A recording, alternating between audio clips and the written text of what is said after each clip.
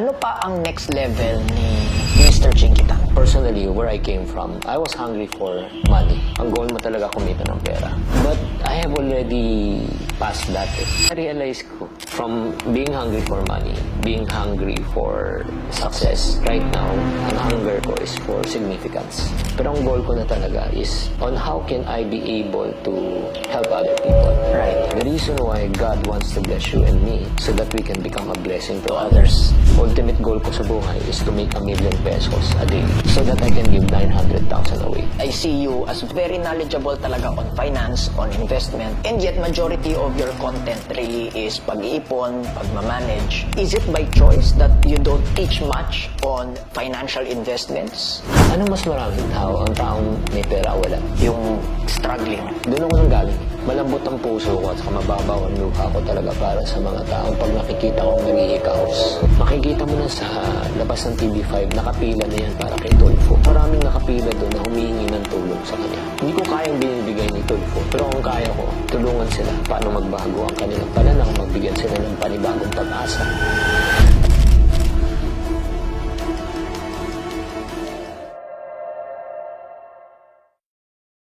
Welcome again to Prime Pinoy Podcast. This is part 2 with no other than, of course, ang pambansang wealth coach, Sir Chinky. Sir, ito, I want to go straight to the point. Ano pa ang next level ni Mr. Chinkitan? You've accomplished a lot already. Ano pang next level? Siguro, siguro before yung next level, I do believe, yung first level muna siguro yung personally, where I came from, I was hungry for money before when I started. Everyone starts from there. Ang goal mo talaga kumita ng pera. And nung kumita ka na ng pera, na-realize mo talaga, hindi na pera yung gusto mo Kasi umabot ka na sa punto na nabibili mo na yung gusto mo, na-afford mo na. Ang next na, you are hungry for success. Right. Gusto mo nang maging matagumpay. Yung parang makilala ka, di ba? O ma-recognize ka, ma-acknowledge ka. But I have already passed that Yung sa success. Parang, kasi ito na-realize ko. Kahit 7 ang bahay mo. Sa gabi, ilang kama ang matutulugan mo? Isa lang. Isa. Hindi ka naman pwedeng magpagising sa gisingin mo every hour para lumipat sa ba. Ako, maaga mo makikita sa Lord, parati kang puyat. 7 sasakyan mo, ilang sasakyan mo? Isa. Isa rin. Diba? Kaya mo nang kumain ng breakfast, lunch, dinner ng buffet. Pag araw-araw mo ginawa yun. Maaga kang kukunin ni Lord. Kaya nga na-realize ko, it's not anymore yung paramihan Right. So, from being hungry for money, being hungry for success, right now, ang hunger ko is for significance. Yung parang, ang goal ko na ngayon sa buhay, hindi lang kumita ng pera. Hindi naman sinasabi ko na, hindi ko kailangan ng pera, hindi ko gusto ng pera. Di ba? Walang masama kung madagdagan pa. Pero ang goal ko na talaga is on how can I be able to help other people. Right. Kasi I realize this. Siyempre, lahat tayo, we want to be blessed. Right. Of course. But there's a purpose of blessing The reason why God wants to bless you and me so that we can become a blessing to others. Yeah. Tayo ay pinagpala ng Diyos para maging pagpapala sa kapwa. Kaya nga itong parang God willing, ultimate goal ko sa buhay is to make ₱1 million a day. Not sales, net income. Net income. Yes. So that I can give 900,000 away. Wow. Kasi ako I can live comfortably with 100,000 income A day. Yeah. So that's 3 million a month, di ba? So, yun nandun na ako sa level na yun. Nasa level na ako na yun ang gusto ko na talagang ma-achieve. That's the next already. Another thing, sir. Of course, syempre, nagkausap tayo off-camera. And I see you as very, not just yung what I see online, pero very knowledgeable talaga on finance, on investment. And yet, majority of your content really is pag-iipon, pagmamanage. What is it by choice that you don't teach much on itong magarbo mong financial investments? Or what's the psychology behind it? Kasi parang anong mas maraming tao? Ang taong may pera o wala? Yung struggling. O mas maraming taong may utang. Mhm. So, at saka yung mga taong may pera na, hindi na nila kailangan ng tulong. Di ba? Yung tulong na kasing kailangan ng karamihan ng mga Correct. tao. Oo. So, para sa akin, kahit kaya ko magturo sa mga taong may pera na at saka may kakayanan, mas pinili ko talaga na, Wow. kasi doon ako nanggaling eh. Mhm. Doon ako galing. Kaya malambot ang puso ko at saka mababaw ang luha ko talaga para sa mga taong pag nakikita kong naghihikahos na walang kalaban-laban sa buhay. Mm. Kasi every Sunday may programa ako sa TV5. TV5. So, makikita mo na sa yun, sa labas ng TV5, nakapila na yan para kay Tulfo. Kay Tulfo. Si Tulfo, TV5 Yeah, din yeah. siya eh. So maraming nakapila doon na humihingi ng tulong sa kanya. Shucks. Hindi talagang mangingilid ang luha mo na talagang yung last Sunday talagang caught my talaga na may karamdaman talaga yung taong payat na nandun, naghihintay Mm. para mabigyan ng konting tulong. Maraming talagang maraming taong ganun. Mhm. Lalo na ngayon sa pagtaas ng presyo ng bilihin, kahirapan ng buhay. So, gusto ko talagang, hindi ko kayang binibigay ni Tulfo.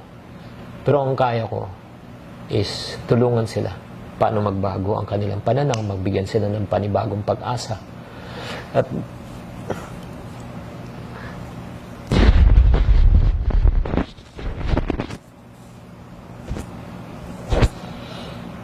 hindi ko makalimutan talaga nung may sumulat sa akin na isa nagpapasalamat sa akin. Pangalan niya si Marta Ping, na taga Davao. Amin, sir, hindi mo lang alam kung paano mo ako natulungan. Hindi ko naman kilala. Sir, matagal na akong sumusunod sa'yo, sumusubaybay. Dati akong houseboy na naging construction worker. Tapos nag-ahente ako. Ngayon, ako na isang negosyante sa Davao Wow. na may 100 million asset. Wow. Yeah. So, parang nanood lang ng YouTube ko. Nagbasa lang ng libro ko. Na hindi ko namalayan na ganun pala naging financial impact. Yeah. So, para sa akin, yun. Kung bakit hanggang ngayon. Anong pakiramdam mo, sir, kapag I wanna go there, no? Meron pang minamasama yung hangarin na yan. Because I experienced the same also, di ba, na binibigyan ng double meaning yung intention mo, gusto mong tumulong, pero syempre, minamasama, iba ang meaning. Ako, I want to be upfront and honest, especially sa I don't call this as an advocacy.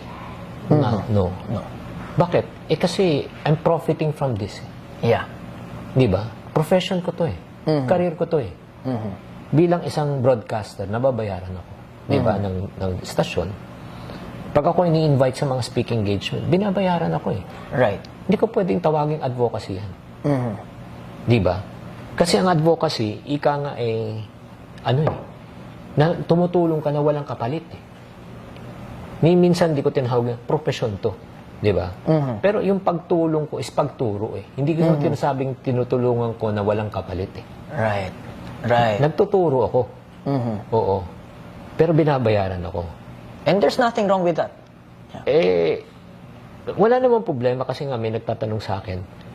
Kung talagang nagtuturo ka at saka gusto mong tumulong, ba't ka naniningil? Mm. Kasi lang po, may 50 empleyado lang naman ako. Mm. Ganito na lang. kung gusto mong magtrabaho sa akin ng libre rin, hindi, walang problema. Hindi rin ako maniningil. Hindi, nagigets mo ba? Yeah. Kasi sana ko kukuha na pansweldo na 50 tao. Na gumagawa ng videos ko, nakikipag-usap sa tao, nag-deliver, nagpapak, nag-ano. True. Diba? Pero ni minsan, hindi ko tinawag tong advocacy. Yeah. Kasi career ko to profession to What's next step for you? Anong plano mo para matulungan yung mas marami pang tao at makapagpabago ng buhay? Ako, nasa level na ako siguro. Do you have, are you planning to build a community? Yeah, yun nga, doon na ako papunta Kasi, alam nyo, mga kaiponaryo at mga ka-prime, sa mga taong lalo na nakakilala sa akin matagal na sumusunod, I appreciate you guys na sumusunod sa akin at the same time naniniwala kayo sa yun nga, adhikain ko na maging iponaryo, 'di ba? Magtipid, mag-budget, magnegosyo, mag-invest. Pero hindi ko talaga sila kilala Kilala nila ako, pero hindi ko sila kilala. Kaya nga ngayon na itong panahon na ito na gusto ko na talagang silang makilalang lubusan na personal. Wow. Yes. Paano? Sa pagbubuo ng isang exclusive na community. When you say exclusive, hindi ito para sa lahat. Right. Ito ay para sa mga taong gusto lang. Okay. Gustong magbagong buhay, galit na sa hirap, at gusto talagang matuto. Hindi ako naghahanap ng mga taong nangangailangan. Okay. Kasi maraming taong nangangailangan pero hindi pa handa. Hindi pa sila handa na gawin ang dapat. Correct. At anong mga taong hinahanap ko? Yung una, ang mga hinahanap ko yung mga taong open-minded na gustong magpaturo. Okay. They have to unlearn in order for them to relearn. Number 3, kailangan may disiplina. Gustong willing na talaga matutong magdisiplina, willing magsakripisyo para sa kinabukasan, at willing na sumama sa isang grupo na magkakatulungan ba? Tulungan. Ang tawag namin doon parang accountability partners. Right. Kasi minsan ang kulang na lang 'di ba? Meron kang gustong gawin pero kulang na lang may taga-push Taga-paalala, uy, kaya mo 'yan. Huwag kang bibigay, huwag kang ayaw. Right. So yun yung community na gusto ko talagang mabuo. Meron na bang plans for this? Yeah, definitely. So stay tuned. Stay tuned kasi yan mismo ang I think it will be in the very near future. Yeah, as a matter of fact, kung interesado kayo and while you're watching this and listening to this podcast, kung gusto nyo, I will just send a form na lang, a Google form. Right. Na you can be part, no? If you want, we will send you more information kung gusto nyo malaman. Galing. Galing. I'm very much, if you need help from me, tutulungan natin yan, sir. Salamat. Para sa mas marami pang matulungan.